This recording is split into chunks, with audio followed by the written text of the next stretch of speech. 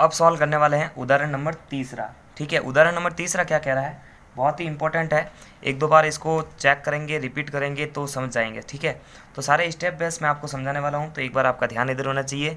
बहुत ही सिंपल है। देखिए यहाँ पर इस क्वेश्चन की गहराई को समझेंगे अपन। यहाँ पर क्या कह रहा है कि 1.5 मीटर लंबा एक प्रेषक एक चिमनी से 28.5 मीटर की दूरी पर है। उसकी आंखों से चिमनी का उन्नयन कोण 45 डिग्री है। चिमनी की ऊंचाई ज्ञात करें। तो प्रेषक मतलब कोई इंसान है, ठीक है, जो एक चिमनी को देख रहा है। तो यहाँ पर जो है इस चैप्टर से रिलेटेड कोई भी क्वेश्चन आएगा, आप सबसे पहले समकोण की आकृति बनाएंगे। तो समकोण की आकृति उसकी कंडीशन के बेस पर ही बनाएंगे। तो हम मान लेते हैं कि यहाँ पर जो है ये इतनी लंबाई का कोई प्रेषक मतलब कोई आदमी है। ठीक है, इसको आप ए और बी से दर्शा सकते हो। ए भी कोई प्रेषक है जिसकी जो लेंथ दे रखी है या ऊंचाई दे रखी है वो 1.5 मीटर है। ठीक है, ये यहाँ से जो है एक चिमनी को देख रहा है। तो चिमनी का मतलब जो होती है ना एक शहरों के अंदर जिससे धुआं निकलता है ना, उससे बड़ी बड़ी मिलें होती हैं, उसके अंदर काम चलते हैं। तो एक बड़ी बड़ी सी चिमनी है। ठीक है, तो यहाँ पर इसको सी और डी मान लेते हैं। तो ये इसको देख रहा है। अब जब देख रहा है तो इसके पैरों से तो देखेगा नहीं, आंखों से देखेगा। तो आंखों से देखने पर जो है यहाँ से इसके शिखर तक उन्नयन कोण कैसे बनेगा, उसकी आंखों से चिमनी के एंड पॉइंट तक। ठीक है, तो जब उसको अपन मिला देंगे तो ये हमारे पास में उसका उन्नयन कोण तैयार होगा। अब देखिए उन्नयन कोण जब तैयार होगा, कभी भी एक कोण तैयार होता है तो उसके लिए आधार चाहिए होता है। जैसे ऐसे खाली हम ऐसे करके तो बता नहीं सकते। तो यहाँ पर जो 45 डिग्री का कोण बनेगा तो फिक्स है कि इसके सीध में जो है एक लाइन अपने को खींचनी पड़ेगी। तो देखो यहाँ से यहाँ तक मैंने एक लाइन खींच दी। ठीक है, और ये जो चिमनी का आधार है ये भी तो भूमि पर है, तो इसको भी जो है अपन इसके पैरों के पॉइंट से मिला देता है। तो इस प्रकार का डायग्राम तैयार होगा। प्रेषक की लंबाई, इसके सामने चिमनी की ऊंचाई, उसके बाद में जो है यहाँ से यहाँ तक जो 45 डिग्री का जो उन्नयन कोण बन रहा था उसके अंदर आधार नहीं था। तो हमने क्या किया, इसके समांतर ये लाइन खींच दी। अब देखो यहाँ पर चेक करना, ये जो आकृति आई है वो एक आयत की आकृति है। तो देखो इसके समांतर ये पॉइंट है, इसको ई मान लेते हैं। तो ये 1.5 मीटर है, तो वो भी 1.5 मीटर होगा। और यहाँ से यहाँ तक की जो दूरी है, यानी चिमनी से प्रेषक की जो दूरी है, प्रेषक ये है यहाँ पर, ठीक है, और चिमनी है यहाँ पर, यहाँ से यहाँ तक की दूरी जो है वो 28.5 मीटर है। अब देखो बी डी समांतर ए ई है, तो ये 28.5 है, तो ये भी 28.5 होगी।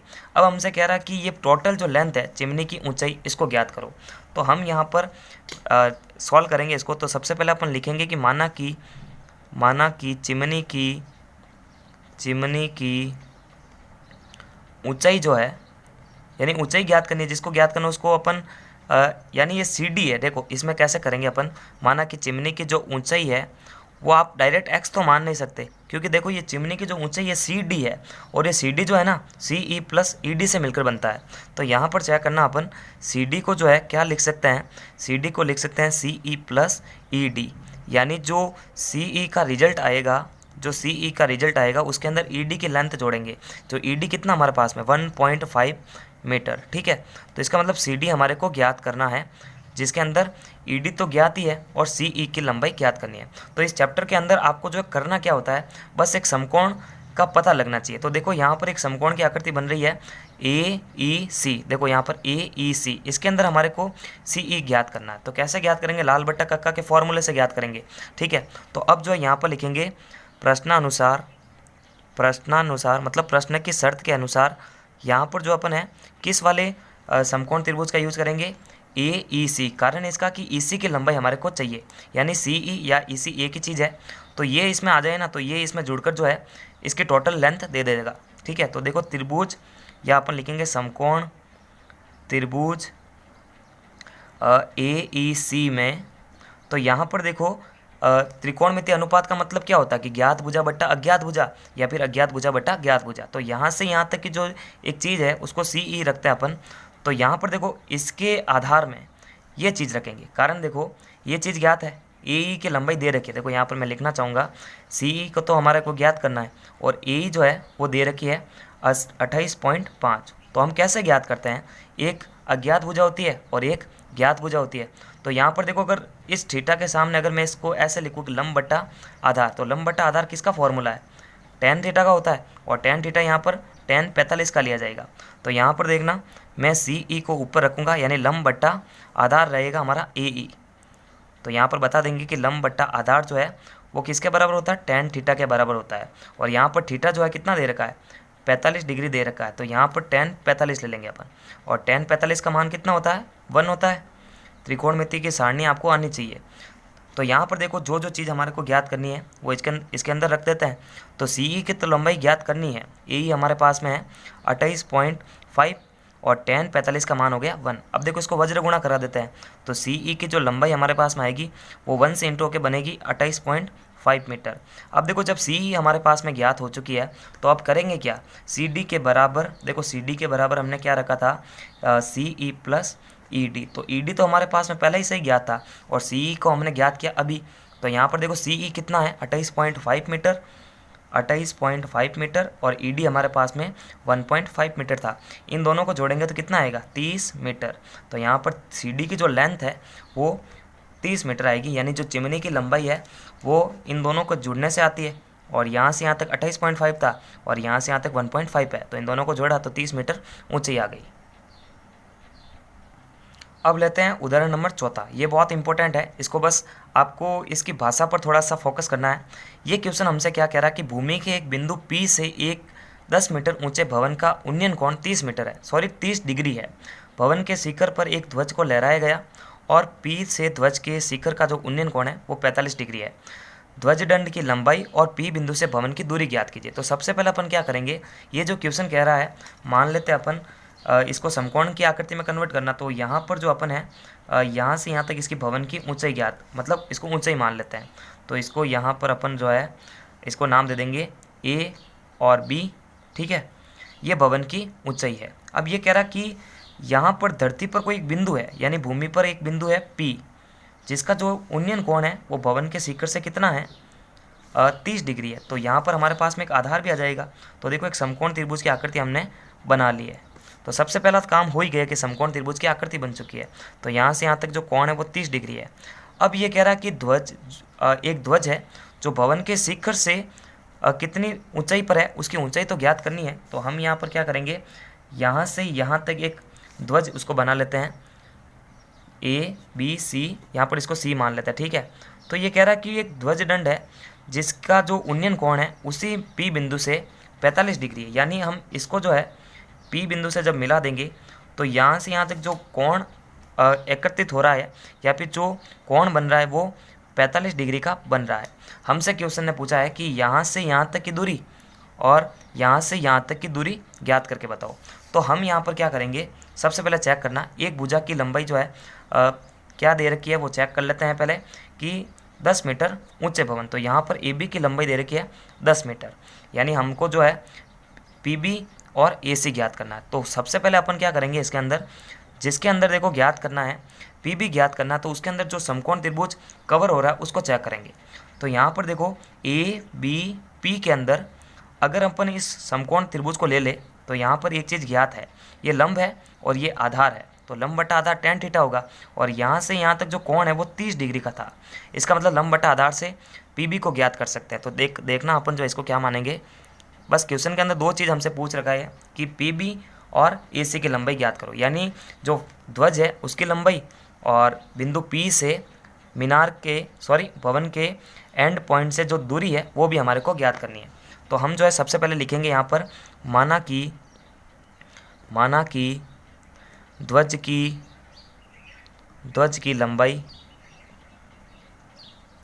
की जो लंबाई है वो कितनी है, AC है।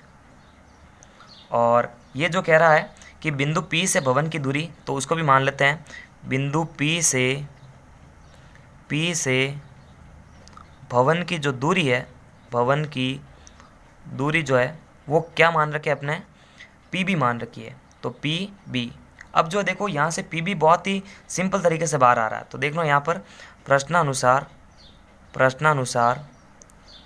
तो यहाँ पर लिखेंगे अपन किस वाले समकोण त्रिभुज में आएंगे, ABP में। तो त्रिभुज ABP में, तो यहाँ पर लिख देना कोष्ठक के अंदर समकोण त्रिभुज है, समकोण त्रिभुज, ठीक है। तो यहाँ पर देखना, यहाँ पर हमारे पास में एक भुजा ज्ञात है और एक भुजा अज्ञात है। तो ये थीटा के सामने वाली भुजा लंब हो गई, तो ये लंब बटा आधार का काम कर रही है। तो यहाँ पर देखना लंब हमारे पास में है ए बी, और जिसको ज्ञात करना है उसको पी बी माना था हमने, पी बी यानी लंब बट्टा आधार। तो लंब बट्टा आधार किसका फॉर्मूला होता है, टेन थीटा का होता है, और टेन थीटा जो दे रखा है वो यहाँ पर 30 डिग्री का होगा। तो यहाँ पर ए बी तो हमारे पास में 10 मीटर है और पी बी हमारे को ज्ञात करना है, और टेन 30 का मान कितना होता है 1/√3। तो अब क्या होगा देखो, इसको इससे इंटू करा देंगे और पी बी को उधर ले जाएंगे, तो पी बी की जो लेंथ है वो आ जाएगी 10√3, और क्वेश्चन ने पहले ही कह रखा कि आप √3 को जो है 1.7 × 3 ले लीजिए, ठीक है। तो यहाँ पर 10 × 1.73। अब जब आप इसको इंटू करा देंगे तो रिजल्ट आएगा 17.32, ठीक है, मीटर। तो इस प्रकार इसको ज्ञात करना है। अब देखो हमारे से क्या ज्ञात करने को बोल रहा है कि AC ज्ञात करो। तो देखो AC कैसे ज्ञात होगा, अगर मैं इस बड़े वाले समकोण त्रिभुज को ले लूँ, यानी PBC में ले ले, तो यहाँ पर देखो ये जो AC है वो कैसे बन रहा है। अगर अपन CB में से AB निकाल दे, यानी पूरे में से ये यहाँ से यहाँ तक की लंबाई निकाल दे, तो AC बचेगा। तो अब हम जो है यहाँ पर क्या लिखेंगे, अब लिखेंगे अपन AC की लंबाई के लिए, AC की लंबाई के लिए तो देखो यहाँ पर जो AC की लंबाई है वो दिमाग लगाओ आप खुद कि जो AC कैसे बचेगा। अगर अपन BC में से, टोटल में से यहाँ तक की दूरी निकाल दे, यानी देखो मैं यहाँ पर लिख रहा हूँ BC में से अगर मैं AB निकाल दूँ तो हमारे पास में जो बचेगा वो AC बचेगा। तो यहाँ पर अपन लिख देंगे कि AC जो होता है वो BC टोटल में से AB निकालने पर आएगा, और जो AB की लंबाई है वो दे रखी है। तो देखो AB की लंबाई यानी 10 मीटर दे रखी है। तो अब हमारे को जो है BC की लंबाई ज्ञात करनी है। तो BC की लंबाई कैसे ज्ञात करेंगे, वही बड़ा वाला समकोण त्रिभुज लेकर, यानी PBC में। तो यहाँ पर देखना मैं समकोण त्रिभुज ले रहा हूँ। अब समकोण त्रिभुज बड़ा वाला ले रहे हैं PBC में। तो यहाँ पर वही फॉर्मूला लगेगा लंब बट्टा आधार। लंब बट्टा आधार क्यों लग रहा है इसका कारण भी जान लो। देखो यहाँ पर जो BC की जो लंबाई है उसके अंदर एक भुजा ज्ञात है, और एक भुजा जो PB है उसको अभी हमने ज्ञात किया था। तो एक अज्ञात है और एक ज्ञात है। तो यहाँ पर देखना लंब बट्टा आधार का ही फॉर्मूला लगाएंगे, यानी BC/PB, जिसके सामने कौन सा थीटा लगेगा। तो यहाँ से जो फ्लैग से जो कोण बन रहा था ना वो 45 डिग्री का था, तो इसका मतलब tan 45 होगा इसके सामने, tan 45। तो यहाँ पर देखो BC कैसे बन रहा था, ये जो पूरी लंबाई है BC ये AC + AB से मिलकर बन रहा है। तो यहाँ पर मैं BC की जगह क्या लिख सकता हूँ, AB + AC बट्टा PB जो है हमने ज्ञात किया था 17.32। इसके सामने tan 45, और tan 45 का मान कितना होता है 1 होता है। तो यहाँ पर देखना AC को तो ज्ञात करना था, तो AC को तो वहीं पे रखते हैं।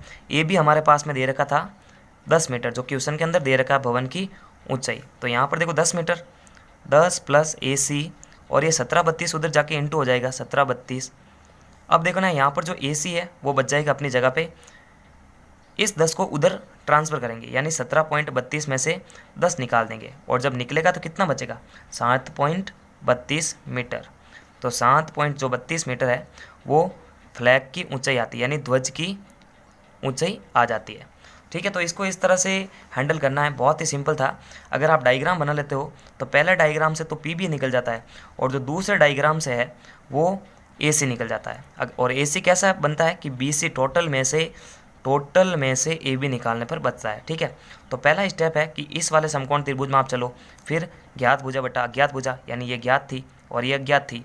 उसके बाद में जो बड़ा वाला त्रिभुज है उसके अंदर देखो अब ये ज्ञात हो गई और ये अज्ञात हो गई, क्योंकि 10 + AC, तो यहाँ पर इसको ज्ञात किया जा सकता है। तो बहुत ही सिंपल है, 1-2 बार इसको रिपीट करो, ये दिमाग के अंदर आ सकता है। अब लेते हैं उदाहरण नंबर 5वां। ठीक है, तो यहाँ पर ये क्या कह रहा है कि एक समतल जमीन पर खड़ी मीनार की छाया उस स्थिति में 40 मीटर अधिक हो जाती है या लंबी हो जाती है जब सूर्य का उन्तांश कोण यानी उन्नयन कोण 60 डिग्री से घटकर 30 डिग्री का हो जाता है। छाया के एक सिरे से मीनार के शिखर का उन्नयन कोण 60 डिग्री है। dB जो है छाया की लंबाई है, और जबकि उसका जो उन्नयन कोण है वो 30 डिग्री है। तो मीनार की हाइट ज्ञात करनी है। तो यहाँ पर चेक करते हैं अपन। सबसे पहले जो है एक मीनार अपन बना लेते हैं।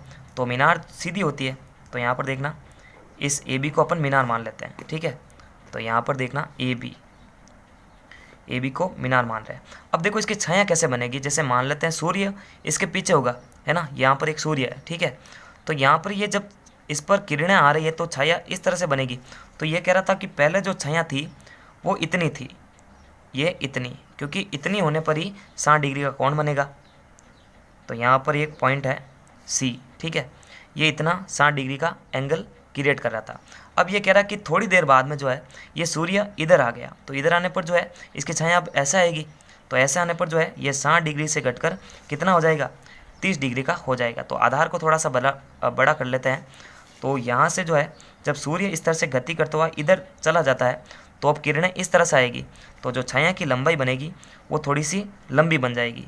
तो यहाँ से यहाँ तक जो है, यहाँ पर डी पॉइंट तक ये छाया 40 मीटर बढ़ जाती है। इसका मतलब जो है यहाँ से यहाँ तक की जो लंबाई है वो 40 मीटर दे रखी है।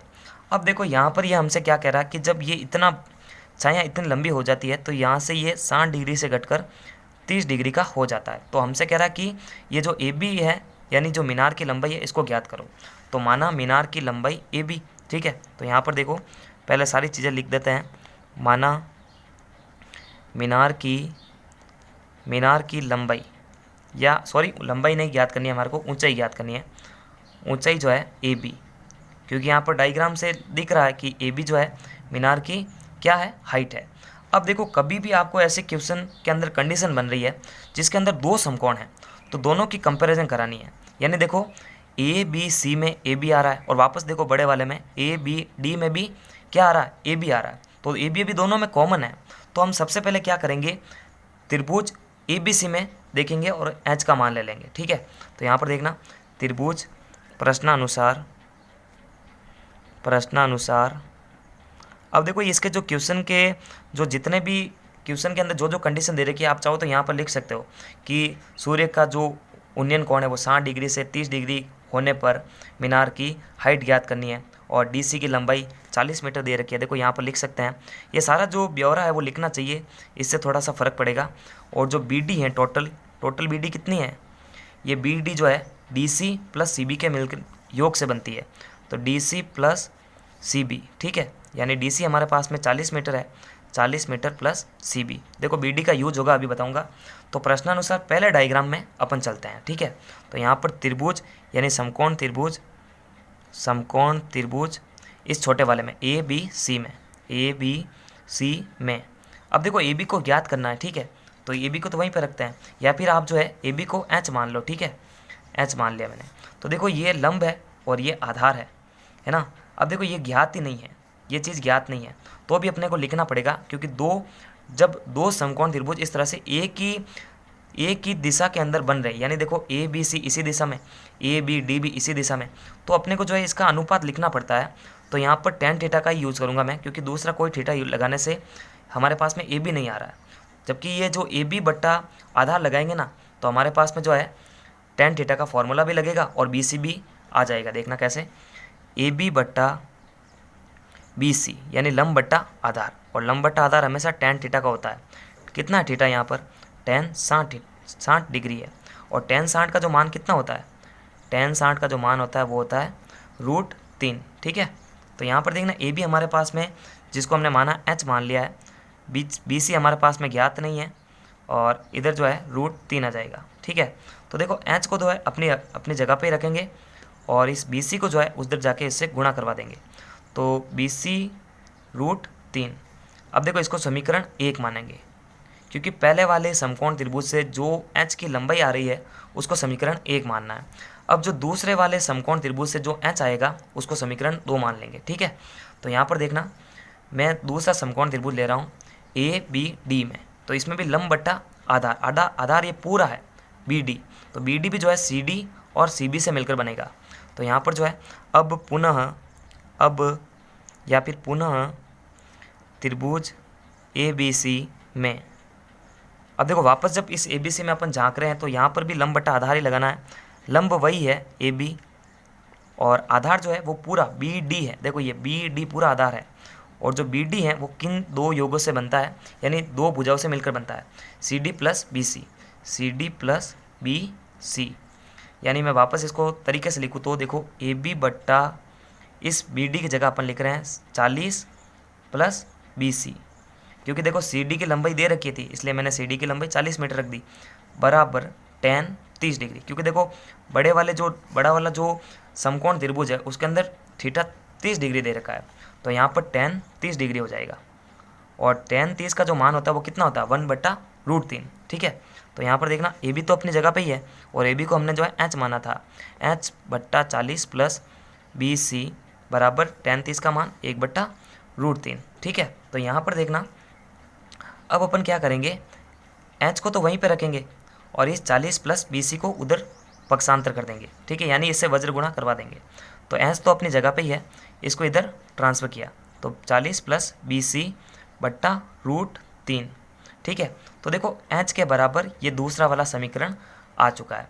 अब देखो मेरे को अगर h ज्ञात करना है तो ये BC की लंबाई अगर ज्ञात कर लूँ तो मैं h आराम से ज्ञात कर सकता हूँ। तो हम क्या करेंगे, समीकरण 1 व 2 को एक दूसरे के बराबर रखेंगे जिससे h को काटेगा और फिर जो है BC की लंबाई आ जाएगी और फिर वापस जो BC की लंबाई आएगी उसको समीकरण 1 के अंदर रख देंगे, ठीक है। तो समीकरण 1 व 2 से समीकरण 1 बराबर 2, समीकरण 1 बराबर 2 से तो देखो h से कट जाएगा, यानी जो है 40 प्लस बी सी, देखो क्या आएगा 40 प्लस बी सी बट्टा √3 के सामने क्या आ जाएगा बी सी √3। अब देखो बी सी को ज्ञात करवाना है तो हम क्या करेंगे, वज्र गुणा कर देंगे, इसको इससे गुणा करेंगे, इसको इससे गुणा कर देंगे। तो देखो 40 प्लस बी सी, क्योंकि 1 से गुणा करने पर तो यही वैल्यू आएगी, और जब बी सी √3 को √3 से इंटू करेंगे तो देखो ये इधर जाके इधर से हट जाएगा और इधर गुणा हो जाएगा, तो √3 से गुणा होगा तो क्या बनेगा, सिंपल संख्या बाहर आएगी यानी 3BC।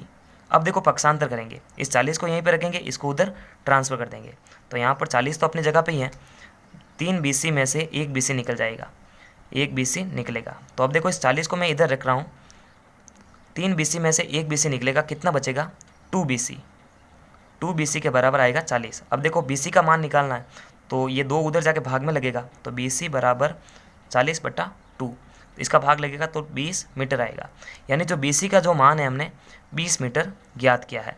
अब इस 20 मीटर का जो मान है यानी जो BC 20 मीटर आया है उसको समीकरण 1 में रख देंगे। तो देखो समीकरण 1 क्या था, h के बराबर था BC √3, तो BC की जगह अपन लिख देंगे 20√3, तो h की जो लंबाई है वो 20√3 इस तरह से आ जाएगी, ठीक है। तो एक दो बार इसको रिपीट करना सारे एग्जाम्पल को, ये सारे समझ में आएंगे। तो नमस्कार, थैंक्स फॉर वॉचिंग और प्लीज़ चैनल को सब्सक्राइब करें। नमस्कार।